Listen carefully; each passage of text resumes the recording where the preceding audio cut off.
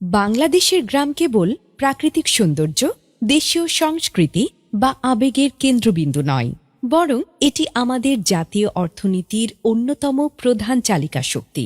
২০২২ সালের আদমশুমারি অনুযায়ী বাংলাদেশে ৫.৫ কোটিরও বেশি নারী গ্রামীণ জীবনযাপন করেন। গ্রাম বাংলার এই বিশাল নারী জনগোষ্ঠী একটি নীরব শক্তি। একবার ভেবে দেখুন তো, যদি তারা নিজেরাই কর্মক্ষম ও উৎপাদনশীল হতো, নিজের আয়ের পথ নিজেই তৈরি করতে পারত, তাহলে এদেশের ভবিষ্যৎ কতটা বদলে যেত। এই অপার সম্ভাবনাকে সত্যি করতেই বাংলাদেশ জামাতে ইসলামী পরিকল্পনা করেছে আমার আয়ের সংসার নামের একটি প্রকল্প।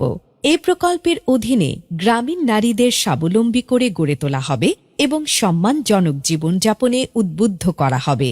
এই প্রকল্পের আওতায় একজন নারীকে আমরা কোনো ভাতা প্রদান করব না, বরং তার দক্ষতা ও পছন্দের উপর ভিত্তি করে প্রস্তুত করব সম্মানজনক কর্মক্ষেত্র।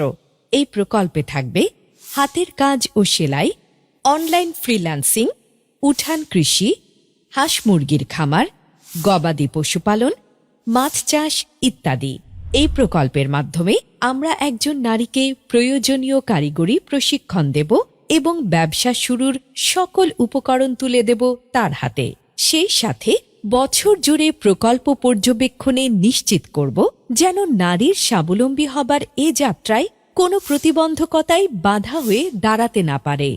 এই প্রকল্প দেশের সামষ্টিক অর্থনীতিতে একটি শক্তিশালী অনুঘটক হিসেবে কাজ করবে, যা দীর্ঘমেয়াদী টেকসই উন্নয়নের পথ প্রশস্ত করবে। রাসূলুল্লাহ সাল্লাল্লাহু আলাইহি ওয়াসাল্লাম বলেছেন, উপরের হাত নিচের হাতের চেয়ে উত্তম, অর্থাৎ হাত না পেতে নিজে উপার্জন করে অন্যকে সাহায্য করার প্রতি তিনি আমাদের উৎসাহিত করেছেন। এই আদর্শকে বুকে ধারণ করেই বাংলাদেশ জামাতে ইসলামী এদেশের গ্রামীণ নারীদের জন্য আমার আয়ের সংসার প্রকল্পটির পরিকল্পনা গ্রহণ করেছে।